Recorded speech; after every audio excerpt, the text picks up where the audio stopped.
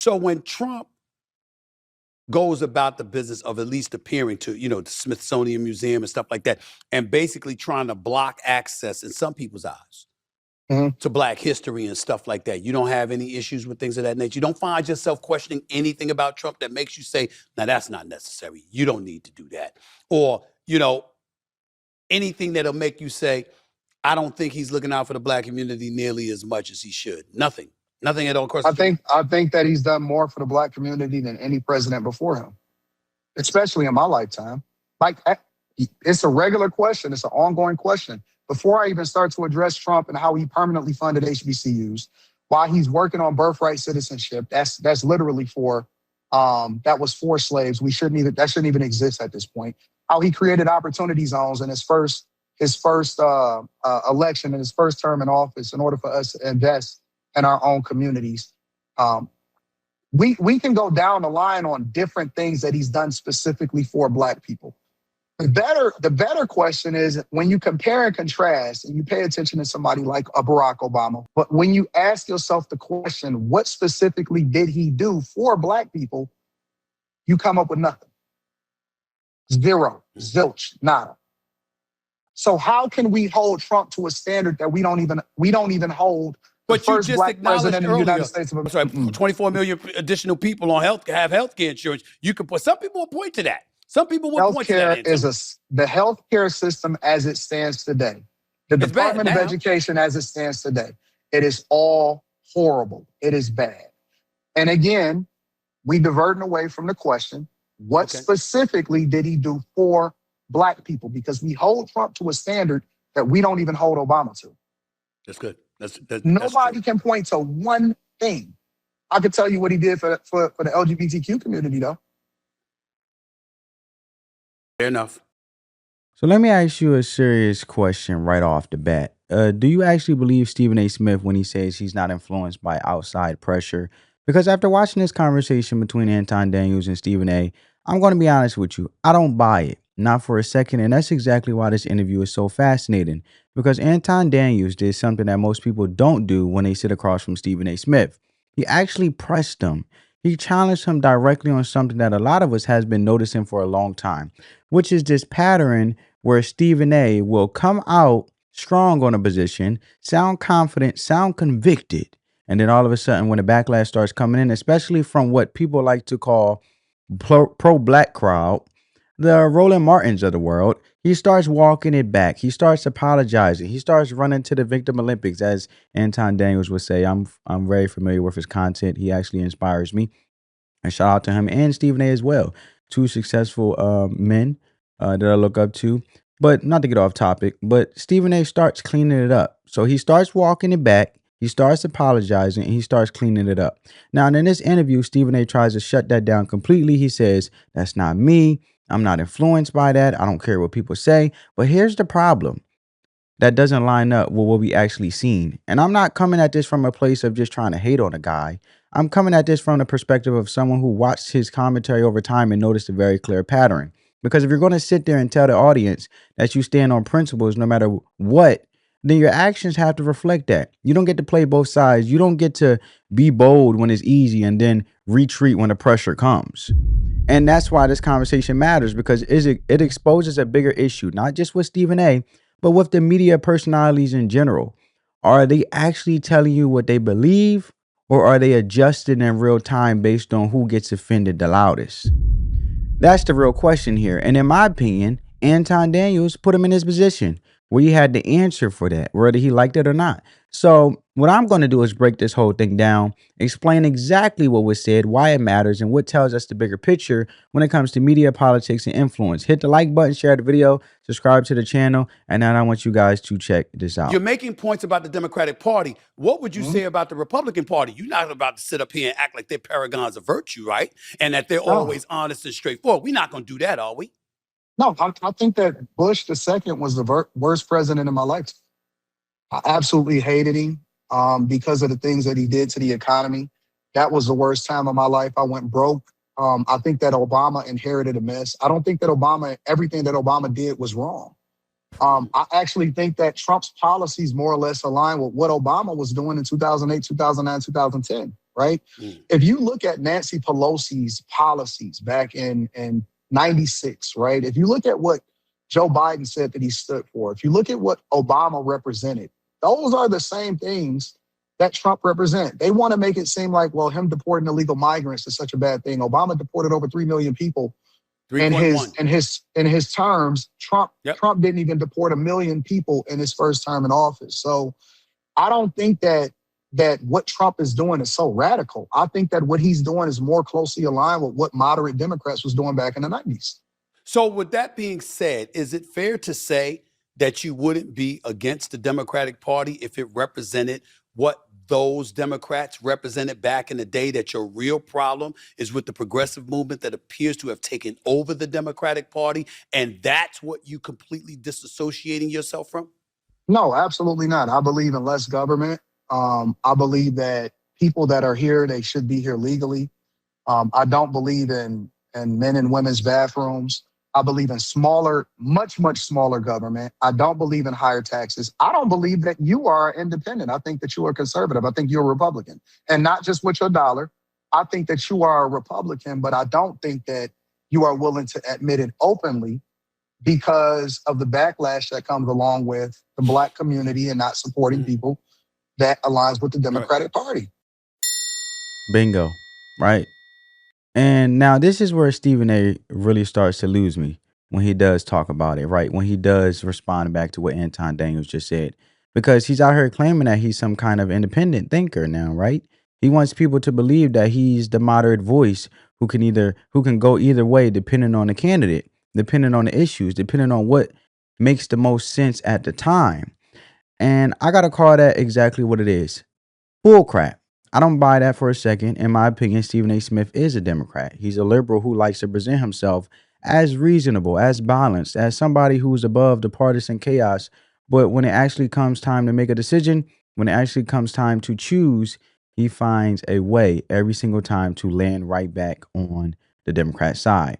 And what's interesting is the way he justifies it, because it's never a strong principle stance. It's always some weak excuse that gives him cover.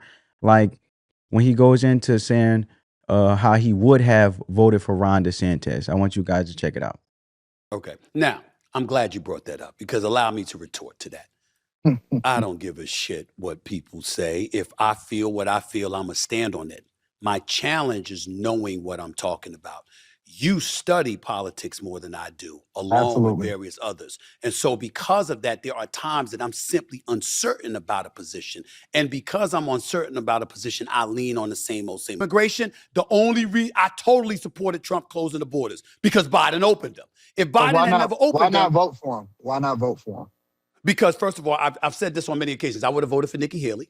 I would have voted definitely for Nikki Haley, possibly DeSantis. I didn't like his remarks about good points about slavery, so I probably turned against him because of that. I didn't appreciate that shit at all. But I would tell you, for the most part, him, and I would vote for Marco Rubio. There you have it, family. There you have it. And like he just said, he would have voted for Ron DeSantis, but then he brings up the slavery stuff as the reason he couldn't do it. And it's like, really? That's where we're going with it? That's the deal breaker, not policy, not results, not leadership, but a media-driven narrative that gets spun completely out of context. Look how phenomenal Ron DeSantis has done in Florida, right? And that's exactly my issue here. Guys like Stephen A talk a big game about being open-minded, about holding both sides accountable, about being willing to break ranks. But when that pressure comes, as we know, that pressure makes diamonds, baby. But when the narrative gets loud enough, when the usual voices start pushing back, suddenly that independence disappears. Suddenly it's, well, I can't support this person because of this. And somehow that always leads him right back to supporting Democrats, whether it's Kamala Harris, whether it's Joe Biden, or whoever they decide to put forward. And that's why Anton Daniels pressing him on this was so important, because he brought up something that a lot of people have noticed. This pattern of Stephen A making strong statements and then walking them back the moment the pro-black crowd starts getting loud. He says he doesn't care what they think, but his actions tell a completely different story. He apologizes, he clarifies it, he softens his tone, he adjusts his position, and we've seen it happen over and over again.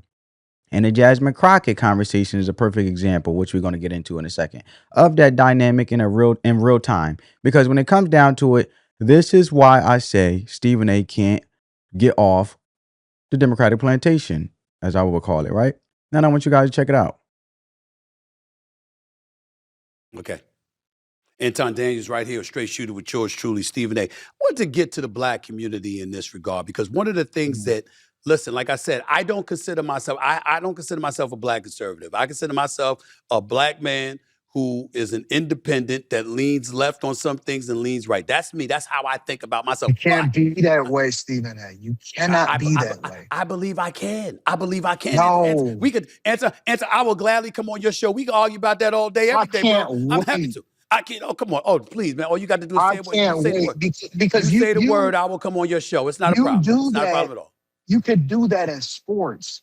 You can't do that in popular culture and politics. Because why? People in the middle get ran over. You got to pick one side or the other. 45% of the U.S. population is independent right now. I would beg to differ on that. It's climbing. They not. If anything, listen, the independent vote, I think, is going to swing the election one way or the other. What do you say to that? Not. I don't believe. You don't think that's going to happen? I don't believe that 45% of the population is independent. I think that they say that as a cop-out for not wanting to actually say out loud exactly what they represent and who it is that they support, especially within the black community. It's not popular to say that you're a Republican. It's not popular to say that you're conservative. And so what people lean on is to say, well, I'm independent in order to give themselves an out for what it is that they choose and not to be accountable for who they support. That's what really is happening. See, I don't believe in what people say. I believe in what people do, right? And I think that a lot of times people are peer pressured, especially today in the black community, to vote against their own best interest because it's not popular to do and you can't be a part of the cool kids club. And so even with you, I don't like the fact that you apologize for some of the things that you said because you were absolutely right, especially and particularly against how Jasmine Crockett was representing herself. But because the woke mob decided that they wanted to make you the punching bag and to come after you, and they still didn't and don't support you and didn't accept your apology. But in particular, and I'm saying it's not you, the Don Lemons, the Joy Reids, all of these people, they don't respect you unless you align with what they believe. And so even when it comes to diversity, equity, and inclusion, they don't believe in diversity unless it's aligned with what they believe, which goes against. It's an oxymoron, right? It's hypocritical. And so even when you have an opinion, they don't believe in black Republicans.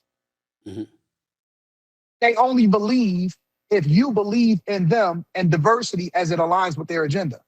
That doesn't make sense.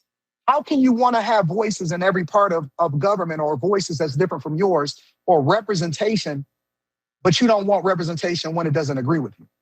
Right. Like I can disagree with you on a particular issue, but it doesn't mean that I remove your right to vote or your humanity, or I can't agree with you on this other issue. But that's not what they do. They're not tolerant like they sell you. We all know that when it comes to cancel culture, the Democrats are the ones that are guilty of that. It ain't the Republicans 100%. and the right trying to get people canceled. It's the progressive left. There's no doubt about that. We see that every single day. As it pertains, and I'm glad you brought that up, as it pertains to my apology to Jasmine Crockett, what happened was Trump came out thereafter because I backed it up and I stayed. There go the Trump derangement syndrome. Here we go. On my position, or not just the first time, but the second time. But then Trump came and used that as an excuse to start questioning our IQ and the intelligence of this black woman. And I didn't want to be a part of that. That's why. This is why I say, right, no matter how much he tries to brand himself as independent, no matter how much he tries to convince the audience that he's thinking freely, he always ends up in the same place. He's one of those guys who will explore every possible angle, entertain every hypothetical, talk about how disappointed he is, talk about how things need to change, but when it's time to actually make a choice, he'll find any reason to stick with the Democrats. That's the pattern. That's the reality. And this clip right here really starts to expose that, right? And here's the thing that really needs to be said, and I'm just going to say it plainly. I don't have a problem with somebody thinking independent. I don't have a problem with someone being moderate. If you generally look at both sides, weigh the issues, and make a decision based on principles, that's fine. But let's be real about the political landscape we are in today. There is nothing moderate about the current modern Democrat Party. Nothing. So when somebody like Stephen A. comes out and say, I'm a moderate, I'm independent, I could go either way, I have to question that. Mind you, he just said he won't support Ron DeSantis because of the slavery stuff. But who really supported Jim Crow? The Democrats, right? So I'm saying this is what I mean. He still leans the very way that he so-called contradicts. And it's like, bro, you're very contradicting. You want your cake and eat it too. You want to be on this side when it benefits, and you want to remix things to what you want to remix it to, as long as you don't look like the bad guy and you always click to play the victim and then say, oh, I made a mistake, and then change your whole stance on things. And that's why Anton pressed him on that, right? Because at the end of the day, as a man, you have to stand for something or fall for anything. Right. So, like I said, he says he's a moderate and he's independent. He could go either way. And I got to question that, because how do you reconcile that label with consistently supporting a party that has moved so far left on almost every major issue? At some point, your words and your actions have to line up. And in Stephen A's case, I think what's really happening is that he knows how moderates think. He knows how to articulate those perspectives. He knows how to sound balanced. But when push comes to shove, when it actually comes to make that decision in the voting booth, I don't believe for a second that he's actually willing to vote Republican. I just don't, because we've seen how this plays out. Every single time there's a viable Republican, what happens? The narrative machine kicks in. They get labeled racist, extremist, dangerous. You already know the script. If it's Marco Rubio in 2028, watch they say he's a racist Cuban who hates black people or some crap like that. I'm just saying. I'm not saying that's what's being said. I'm just using that as an example, as a way to prove my point, or as a way to make a point, right? I hate the divisive rhetoric, but it happens to be that being agents of chaos, and when it comes to swaying the people, it seems like division seems to be a power move, right? And that's how ridiculous it gets. And for people who are more race conscious, like Stephen A, he comes off with that energy, that becomes the built-in excuse, right? Well, I can't support that person because of this narrative, and boom, right back to voting Democrat again. It's predictable. Now, and in principle, yes, I agree with the idea that independence can go either way. That's how it should work in a healthy political system. But I don't think Stephen A is actually that guy when it comes to real world decisions. And the Jasmine Crockett situation proves my point perfectly, because Stephen A originally criticized her, and he was right to do so when he was right, because she ended up losing her primary. And a big reason for that loss was exactly what he called out. But what did he do when the backlash came? He walked it back. What was the excuse? Oh, Trump attacked her too. Come on, man. Come on, man. Come on. You a man. Come on, man. At the end of the day, use your discernment. At the end of the day, wise words. And you already know that words speak life and the power of the tongue. I'm pretty sure Stephen A. Smith is a Christian. And if you're not, your words still have powers. And a lot of people manifest, right? Manifestation. So if you going to really say something, make sure you thinking very, very hard before you come out and say something, and stand on that. Because at the end of the day, you look like a man who don't stand for something. It look like you bought. I'm just being honest. An individual that keeps swaying left and right, and they want to play both sides of the table and both sides of the fence, they basically looking out for their own benefit. But are they really standing for something to impact those bigger than them? No, because they selfish. They only worrying about what it looks like for them, so they continue to do what they need to do for them. And I'm not saying don't sit there and get your bags. Shout out to Stephen A for his contract. He worked very hard. He's a hardworking individual. He deserves everything that he got, right? He deserves all of the accolades that he received. I give him his flowers. But I'm saying, bro, as a man, just purposeful wise, just in spirit, just deep inside, the only way you could be fulfilled is understanding that when you are put in a position, it's bigger than you for the next person that's sitting here looking at you, as you do have an influence, Stephen A. You have an influence on people, and you know that, right?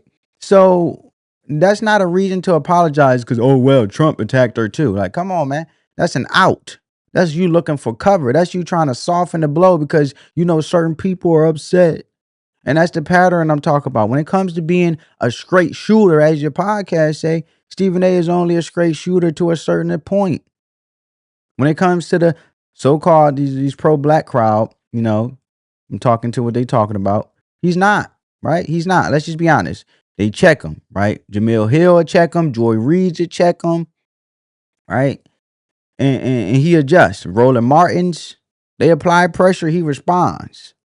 And if I was sitting across from him, I would say, look, bro, you got punked. You should have thought very thoroughly and very, very, very hard before you said what you said. And then at the end of the day, once you say it, that's it. The internet is forever, bro. Like, I think figures like Roland Martin and others influence him. And they remind him, as a black man with a massive platform, you have a responsibility to represent black people. What about just representing all people, right? What about just representing all people and being inspiration as Stephen A. is, being legendary as he is?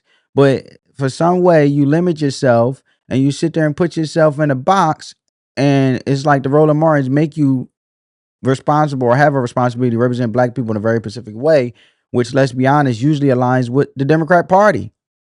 Because growing up, most black individuals, speaking from my experience, my anecdotal, story, they automatically assume, and I think it's majority, I'm speaking to the majority, not the minority, that a lot of black men or women, they assume that you're going to vote Democrat because you're black. I was told from my anecdotal experience, oh, vote Democrat as a black man because they give a lot of money. I'm being dead honest. But like I said, if you step outside of line with that, being in the black culture, being raised in black families, which I mean by black culture, if you step out of line with that, they'll right there pull you back in, right? Or they'll bash you, they'll belittle you. We've seen it happen over and over again. It doesn't matter what the topic is, right? Look what happened with Colin Kaepernick. Stephen A. told the truth about that situation. Kaepernick wasn't really trying to get back in the NFL. What happened? The backlash was immediate. You belittling a black man. They questioned his blackness. Terrell Owens went on national television and said Max Kellerman was blacker than Stephen A. I remember that. I watched that.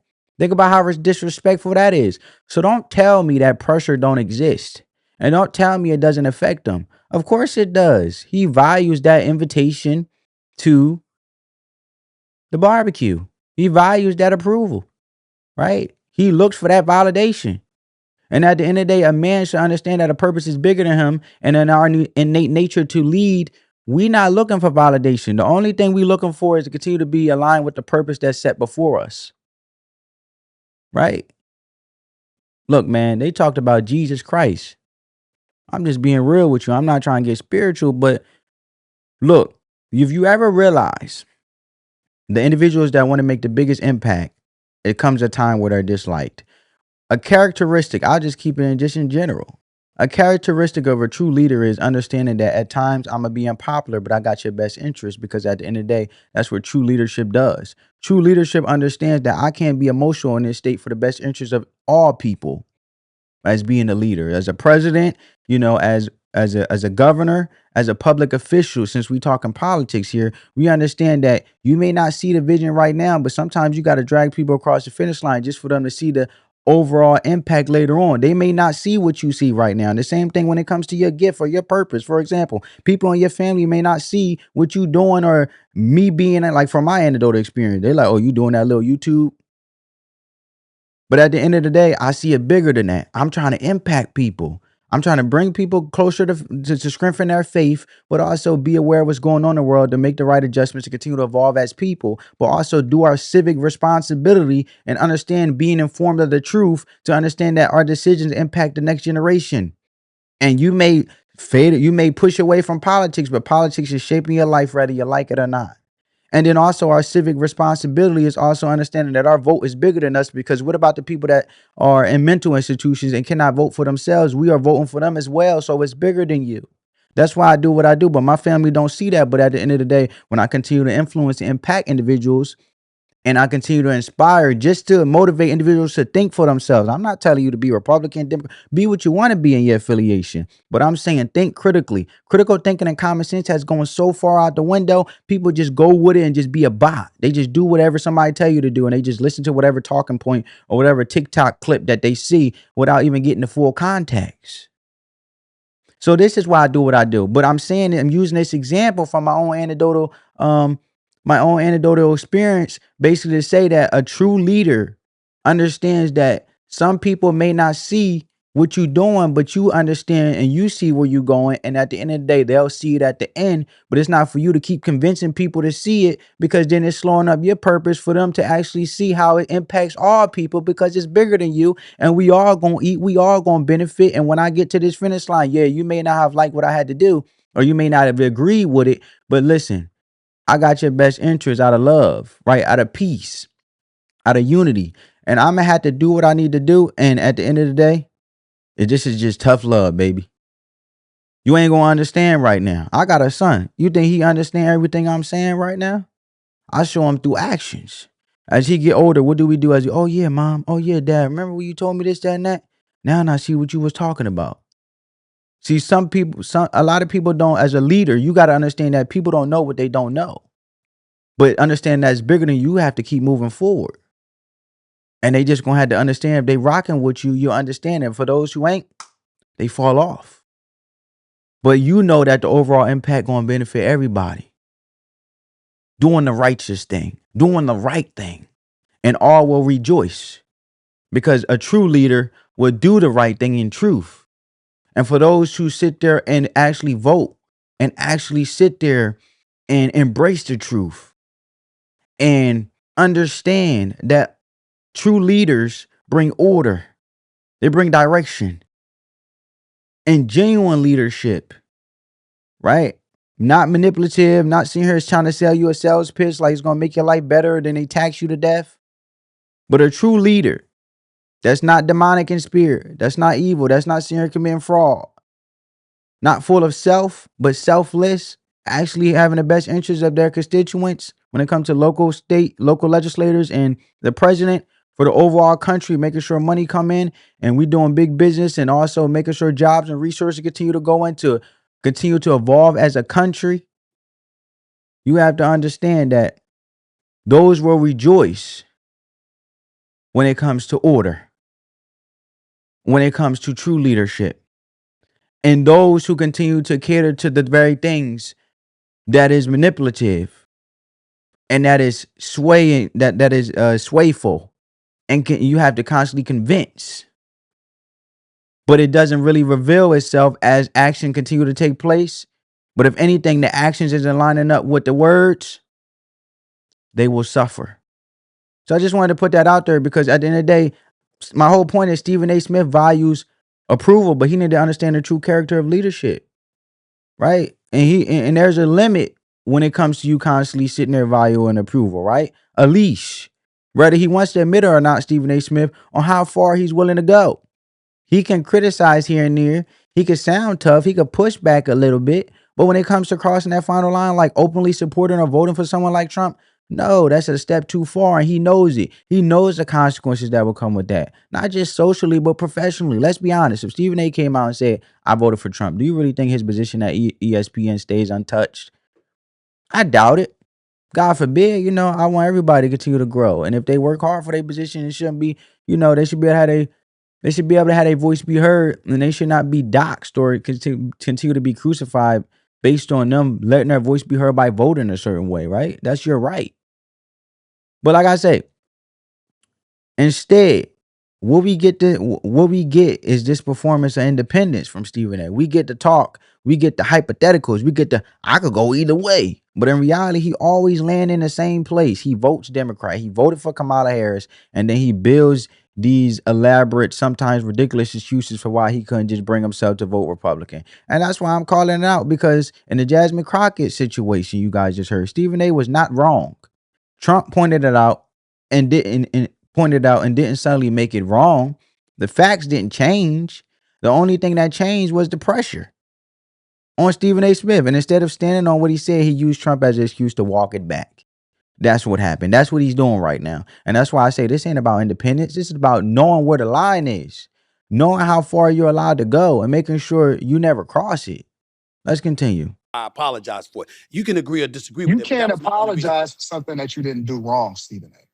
Well, again, but if I felt like I contributed to something that happened wrong to her, that was my only issue. But it didn't take away from what I was saying. Yo, acting like that ain't gonna cut it. Yo, that's not gonna win the election for you. That's not gonna win the Senate seat. That's not gonna make you have more power, more influence in the House of That's not Representatives. who you and are. Sure enough, That's not who you are sure when enough, you talk about sports. When you talk about sports, you say what you say, and it is what it is. Yeah, but the point is I have the facts to back it up, not just my. And this is exactly where Anton Daniels really zeroes in on the issue, right? Because at the point you got to ask, what are you even talking about, Stephen A? What are you even talking about? What you said about Jasmine Crockett was right. Not kind of right, not halfway right. It was correct. And we know it was correct because it played out in real time. She lost her election, and a big reason for that loss tied directly to the same criticisms you made, Stephen A. So the facts didn't change. Reality didn't change. The only thing that changed was the reaction. And that's the point. The part Anton is highlighting here. He's saying, look, when you're on a sports show, you don't move like this. You don't hesitate. You don't walk on eggshells and softening your tone every time you make a strong point. You say what you believe, you stand on it, and you move on. Why? Because you know the consequences are the same. Nobody's trying to cancel you over a bad sports take. Nobody's questioning your identity or trying to strip you out of your credibility because you had the wrong opinion about a game or a player. But politics, that's a different arena entirely. The stakes are higher, the backlash is louder, and the pressure is way more intense. But like I said, going back to that leader point, right? If you understand Proverbs chapter 29, verse 2, right? It says, when the righteous are in authority, people rejoice, meaning doing the right thing. When it's the unrighteous in authority, people suffer. That's why you see higher taxes. That's why you see in these blue states, individuals thinking they're getting this better life, but they're really just getting taxed to death. Potholes all over the place. Streets is on, roads is messed up. Crime is running rampant. Sanctuary city policies prioritizing illegals over American citizens. And let's be honest, this is what this really is about, right? It's not that Stephen A. suddenly doesn't know what he's talking about when it comes to politics. Because if that were the case, then why would he even speak on it at all? Why have these strong opinions in the first place? No. That's not the issue. The issue is that he understands there are different consequences attached to political commentary, especially when it goes against a certain narrative. When you tell uncomfortable truths in politics, particularly truths that certain groups don't want to hear, you're going to get hit with backlash. And mind you, this is Stephen A. who threw out there potentially, but then he draw back because he said he don't want to give up, the money he makes on ESPN and stuff like that. But you still threw out there that you potentially will run for president. Maybe not. Right? But the thing is, people need to know what you stand for, bro.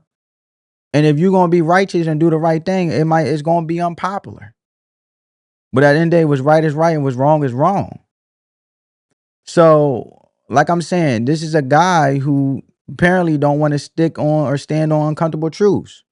Because when it comes to politics, you got to look, bro. You're going to have to coin in. You're going to have to stand on something. Or people just going to blow right by you. And I agree with Anton. You going look, people in the middle get crashed. You lukewarm, bro. You lukewarm. You'll say one thing and then you switch it. You a chameleon. We don't know what you stand for. You like a snake in snake oil. You sneaky as snake oil, bro. That's what's coming off like, right? And in his case, right, a lot of that backlash comes from the same pro-black voices that he claims don't influence him, Stephen A.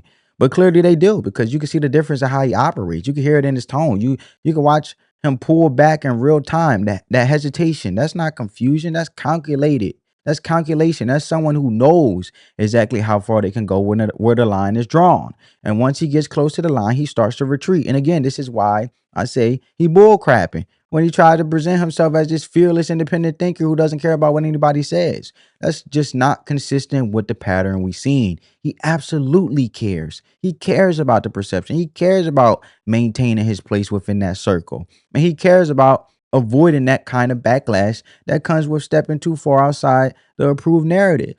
And that's why at the end of the day, no matter how much he talks about being moderate or independent, he always fall in line when it counts. He'll talk tough. He'll flirt with different ideas. He'll criticize here and there. And when it comes time to make a real decision, when it's time to take a position that might actually cost him something, he pulls back. He finds an excuse. And that excuse almost always leads him right back to voting Democrat.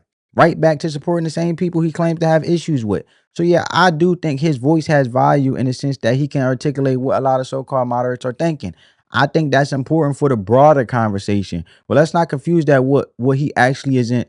Let's not confuse that with what he actually is in practice. Because in practice, he's not moving like an independent. He's moving like somebody who knows where the boundaries are and makes sure he never crosses them. That's just what it is. But let's finish up. Opinions. See, when the Detroit Pistons lose to the New York Knicks, so when they lose to the New York Knicks, Anton, right? Okay, I can speak definitively as to why, because the outcome is the outcome. There's nothing subjective about it. So that a lot of, and I get what you come, and I appreciate your comment about that, because a lot of people have looked at me, and even when they've supported me, they've been critical of me from the standpoint, yo, he's talking, but it ain't the same Stephen A. with sports. And I'm like, yo, I got facts to back me up. In politics, this is my perspective. And somebody comes up with something else, I'm listening to you right now. I'm going like this. Well, I did feel this way, but damn, he did make a damn good point here, and he did make a damn good point there. I got to listen. I got to think about that. Because that's If you how it would have, is. if It's not they that would way have in listened sports. to you, if they would have She would listened have to you, won. She would have won. There you have it, bro. There you have it.